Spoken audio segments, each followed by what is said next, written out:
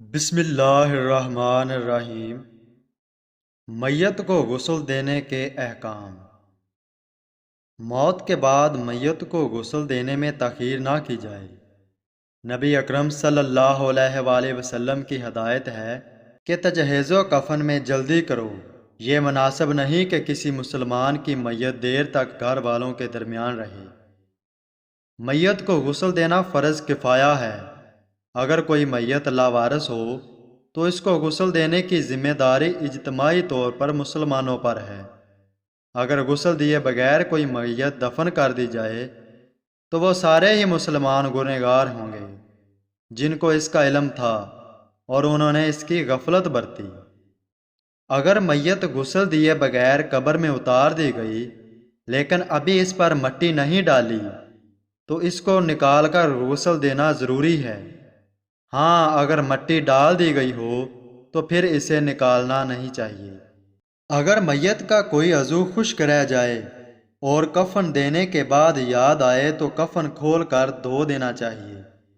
ہاں، اگر کوئی معمولی سا حصہ رہ جائے، مثلاً اگر کوئی انگلی خشک رہ گئی ہو یا کوئی اور حصہ رہ گیا ہو تو اس صورت میں کفن اتارنے اور دھونے کی کوئی ضرورت نہیں ہے۔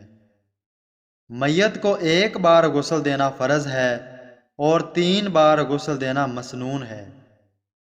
میت کو وہی شخص غسل دے سکتا ہے جس کے لیے میت کو دیکھنا جائز ہے، لہذا مرد عورت کو اور عورت مرد کو غسل نہیں دے سکتی۔ البتہ بیوی اپنے شوہر کو غسل دے سکتی ہے، اس لیے کہ عدت کے وقت تک وہ مرنے والے شوہر کے نکاح میں سمجھی جائے گی، لیکن شوہر کے لیے اپنی عورت کو غسل دینا جائز نہیں، اس لیے کہ عورت کے مرتے ہی نکاح ختم ہو گیا۔ نابالغ لڑکی اور لڑکے کو عورت اور مرد دونوں غسل دے سکتے ہیں۔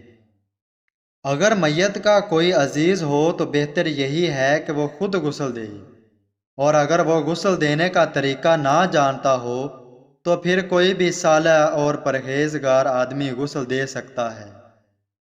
اگر کوئی بچہ پیدا ہوتے ہی مر جائے تو اس کی میت کو غسل دینا فرض ہے، اور اگر مرا ہوا پیدا ہو تو اس کو غسل دینا فرض تو نہیں، لیکن بہتر یہی ہے کہ اس کو بھی غسل دیا جائے۔ غسل دینے کا مسنون طریقہ۔ میت کو تختہ پر لٹا کر اس کے کپڑے اتار دیے جائیں اور ایک کپڑا ناف سے لے کر زانوں تک ڈال دیا جائے تاکہ شرمگاہ پر نگاہ نہ پڑے۔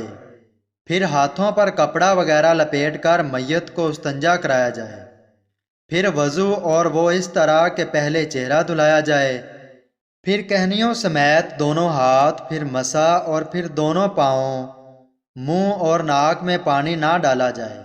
یہ جائز ہے کہ روئی تر کر کے دانتوں اور مسوڑوں پر اور ناک میں پھیر دی جائے۔ ہاں، اگر موت حالت جنابت یا حالت حیض و نفاس میں ہوئی ہو تو پھر ایسا کرنا ضروری ہے۔ پھر ناک، منہ اور کانوں وغیرہ میں روئی بھر دی جائے تاکہ پانی اندر نہ پہنچے۔ پھر سر دھویا جائے، صابن وغیرہ جو چاہیں استعمال کریں۔ پھر میت کو بائیں کروٹ لٹا کر بیری کے پتے پڑا ہوا پانی نیم گرم حالت میں 3 مرتبہ سر سے پاؤں تک اتنا ڈالیں کہ بائیں کروٹ تک پہنچ جائے، پھر داہنی کروٹ لٹا کر اسی طرح 3 مرتبہ ڈالا جائے۔ پھر میت کو اپنے جسم کا سہارا دے کر ذرا بٹھایا جائے اور آہستہ آہستہ اس کے شکم کو ملا جائے۔ اگر کچھ غلاظت وغیرہ نکلے تو صاف کر دی جائے، مگر وضو اور غسل دوبارہ نہ کرایا جائے۔